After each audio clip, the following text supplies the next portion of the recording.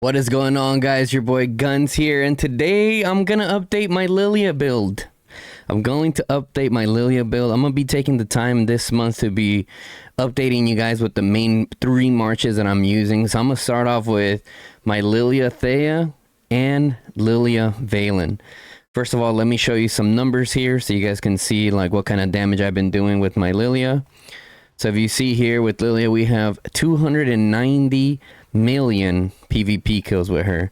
She's been just absolutely amazing, guys. I constantly tell people like, hey guys, I'm not sure why I see people wasting money on Forge of Light, other packs when you're especially my mage mains or even non-mage mains, man. This Liliya is just, I mean, some people are coming close to been using her for almost 3 years. I'm coming close to using her for almost 2 years here on Call of Dragons, right? Followed up by Valen. Followed up by Valen over here. And the reason why I show you guys my overall PvP kills is so that you guys see like, damn, this guy, he's serious about it. Like he actually has a lot of kills with these heroes, right? Which kind of shows you guys the value that they have, right? 234 million PvP kills for our guy Valen here. And then good old Thea, she has 201 million PvP kills.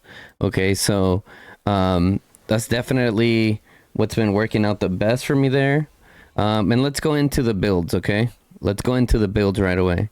So for this build here, this is like a choke point build. So this is my, if you see here, I have a Thea, a Valen build, and I have what I call a tip touch, but we won't go into that too much, or maybe we will. But yeah, anyways, Valen build. So this is specifically for whenever Liliya is with Valen and you're fighting in choke points, this specific one.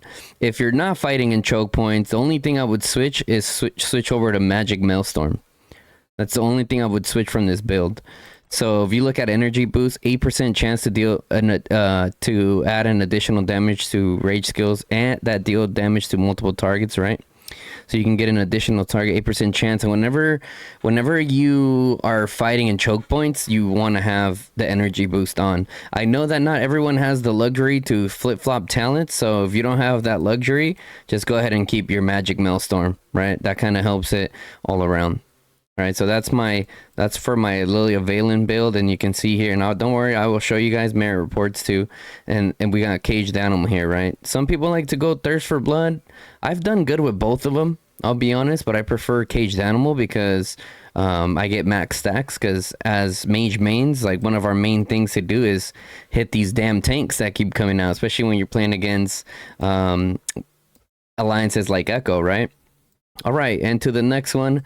We got good old Thea, the Thea build, right? And what changes about this build, you might wonder, is you can notice we didn't go for Boiling Blood, right? Because our Deputy doesn't deal rage skill damage, so we went straight to Spirit of Rage, right?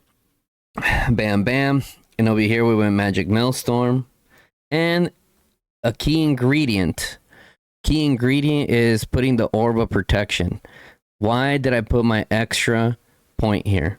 When casting rage skills, your Legion has a 25% chance to gain a shield factor of 40. Might be wondering, like, that doesn't really do much. But the whole purpose of that one skill, guys, is to proc Thea's 4th skill. See, when Legion gains a shield, right, their attack is increased by 10% up to a maximum of 30%. Max attack bonus 30%. And I've went through the reports, guys, and that little talent skill, that soul talent skill, triggers this. So it helps keep its uptime up as much as possible, right? So that's kind of what I've been doing there. And now you might be wondering, the next question that a lot of people have been asking is, who's better, Liliya Thea or Liliya Valen? And I'm gonna be honest, I think this season my highest merit count was with Liliya Thea, but there has been times where my Liliya Valen does better. There has been times where my Liliya Thea does better. And I think have fought long enough during this KVK. As you guys can see here, I have 23.5 million merits. We still have 12 days, give or take. So we'll probably get up there like 27, anywhere from 27 to 30, depending on how much fighting we've been having. But anyways, Oh, my camera's kind of in the way, so take my camera off. You can see there the 23.5 million merits. So I'm out here, guys. You know, I'm not just giving you guys advice from freaking nowhere, right? I'm actually out here. I'm a mage main. So, and a lot of people, the main things that they ask me for is mage main type questions. So, that's what we have on good old Lily there. And so the what I found out is that if you're in the beginning of the fights, everyone has crazy tanks, right? I wouldn't say everyone, but fighting Echo, my experience, like fighting against Northern Lights, Southern Lights, freaking Homelander, Tempe, Sod, all these freaking Krakens over there have like unlimited tanks. Unlimited tanks, it feels like. So you can expect to be hitting a lot of tanks, a lot of Gorge Skogos. When it's in that scenario, the Liliya Thea does better. And the reason why it does better is because Thea's shield is helping you reduce that counterattack damage that you're taking from hitting that Gorge Skogel, or even if they're sending out Hoskinaras or whatever. But specifically for the tanks, that's why I feel that Liliya Thea excels in. Now, if there's not a lot of tanks involved and it's a lot more range on range, and there is like some kind of, and they are kind of clumping up in kind of like murder balls, the Liliya Valen does better, right? Because you're hitting multiple targets instead of just one. So you guys see the difference there? So you can kind of mix match those around and see what works best for you. That's how you deploy Liliya Valen and Liliya Thea, depending on how you're fighting on the field. Now, okay, guns, this is a Liliya guide, right? So I don't have Thea, I don't have a good Valen. Don't worry, Waldir. So let's go into the merits here. A little bit. I mainly save the ones from when we were fighting in the Dragon Zone. Let's see here. Okay, it's these over here. So we have our Liliya Valen right here, 64k merits. Guys, a 64k merit report against an alliance like Echo is a really good report, especially with Liliya Valen, right? You can see here I got a 64k Liliya Valen report, and then here's my highest, Liliya Thea. And this was up when we were fighting in the Dragon. I'll put a link to the description of that Dragon fight. I put like at least like 30 minutes of it up on a video, and there's also a stream where we fight at the top of the plateau. But anyways, you can see here 70k merits against full T5s, right? So if we were fighting like a mixture, that's easily a 100k plus report right there for both of them, the Liliya Thea and the Liliya Valen. Let's see. Look at this. I know this is not about Waldir, but Waldir Valen, 45k up there. There's another one that I wanted to show you guys. Like, okay, so what are we averaging, right? I would say for the most part, we were getting anywhere from 30 to 40k with Liliya Valen and Liliya Thea in a scenario where you're not going into their zone, you're not getting surrounded, right? It's essentially like a perfect case scenario. The tips just touched, right? You both are trying to burn each other's flags. You have a place to safely retreat to, re-engage, whatever. In those perfect scenarios, I was getting 50 to 60, right? Bertohar, 50. You know what I mean? And I think you can see here, even Tohar got a 71k. Let's see. Do I have the report in here? I might have it in here. I had like a Liliya. I was testing like a Liliya Atheist, actually. Right here. Look at this. Liliya Atheist, guys. 54k report. And this was against Noir. This is all T5 as well. We had a little civil war. We're having like a mock fight. And yeah, guys, Liliya Atheist putting in work, right? This is really good for those of you guys trying to maximize your effectiveness in the field without spending all the money on the dailies for Valen, the dailies for Thea, or whatever. You can go with Atheist. You can also go with good old Waldir. Believe it or not, man, that March still does really well. Like 68k report right here, 42k Waldir Valen. These are all like full T5. These are all full T5 fights here. Okay, we went a little too far, but yeah. So that kind of gives you a little bit extra if you're not so well, free to plays don't have Liliya, right? Unfortunately, I wish there was a way for them to get Liliya. But you can use Atheist or you can use Waldir. And I've even seen people go as far as using Indus. I see a lot of Archer mains using Liliya Indus, kind of just more of a support march. I've even seen a Liliya Tara for the Archer main. So all of these options are really good. Liliya, man, she is 100% just future proof. Now, going into the artifacts, what is the best artifact? I think for the most part, a lot of us know, but if you don't, good old Infernal Flame. There's still a lot of you guys that are wondering, should I go Bird Tohar and get that Mirage Orb? Let me tell you, if you go for Liliya and that Infernal Flame, it's going to benefit you. You're going to get more bang for your buck, right? Because for Bird Tohar, you got to literally max them and max that Mirage Orb to start getting some decent reports. Whereas Liliya, you can have Liliya and freaking Atheist and Waldir at the minimum. Like a level 2, level 3 Infernal Flame, even against full T5, you're still going to potentially bring in a 30 to 40k report. Right, what nowhere near as much money spent. So when I didn't have the Infernal Flame, what was I running? I was running the good old Tier Varbon. The Tier Varbon is still a really good option if you don't have the Infernal Flame. Okay, you don't have the Tier Varbon yet, then you can use the good old trusty Time Bomb. I remember I used the magic bomb for like 2 seasons very early on. It's really good very early on. I know of people using even Liliya Thea with Visage of Sanctus, right? You can also go Phoenix Eye, also really good options.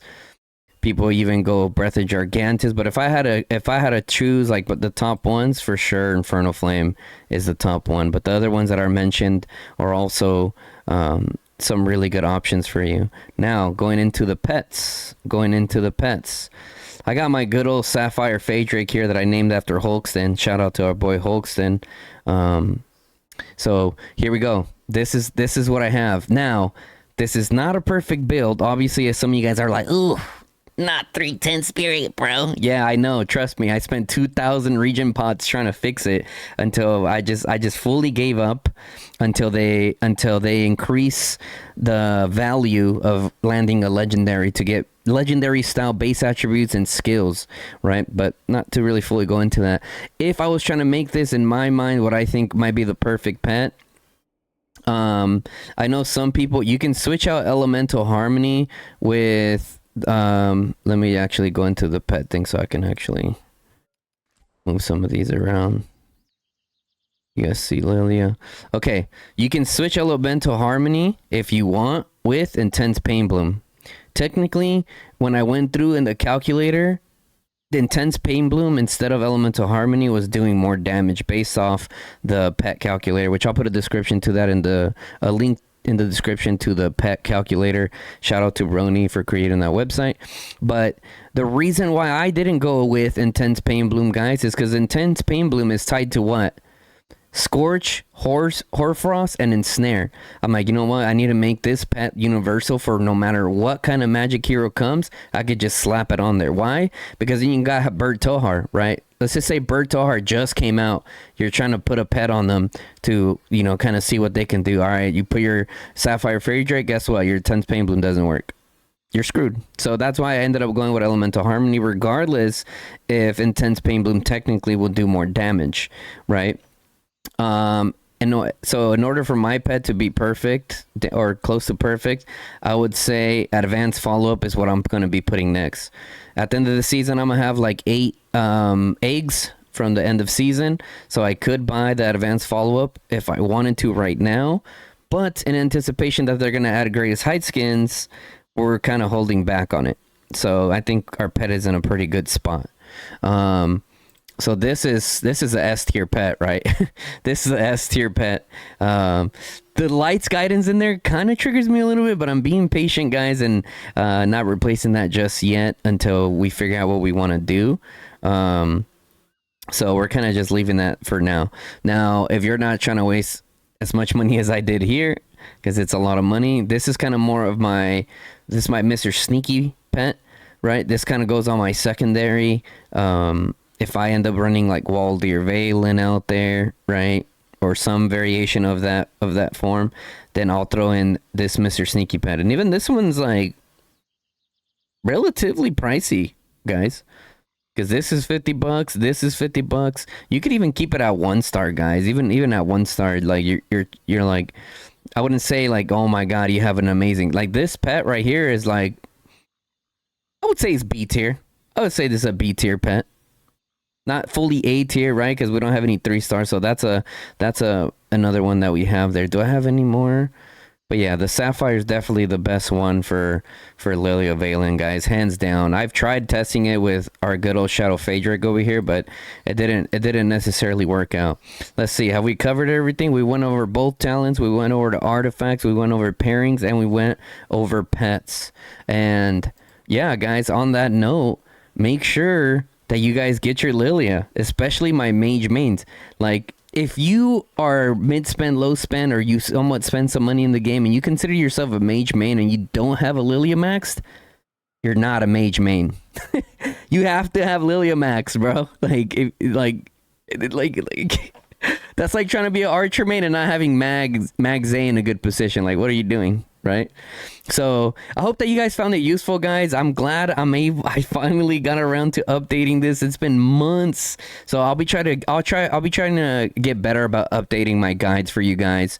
That way you guys don't have to scroll 50 videos back to see what the current update is with the builds that we have. So that's going to be it for the video, guys. I hope you guys found it useful in your guys' journey as mage mains, or even if you're an archer main or you're cracking and you main everything. I hope that you guys all found it useful.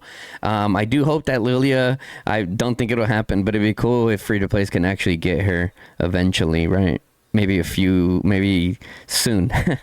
I'm hopeful, right? But anyways, if you guys enjoyed the video, drop a like on the video.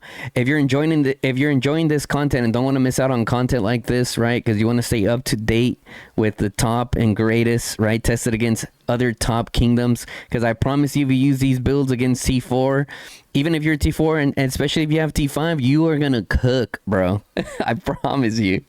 You guys saw my merit reports against a top tier kingdom, so you don't want to miss out. Hit that sub button, turn on that bell notification, lets you guys know when I go live or drop a new video, guys. Also, if you're interested in supporting my journey as a full-time content creator, consider dropping a membership on the channel, guys. It helps out a ton.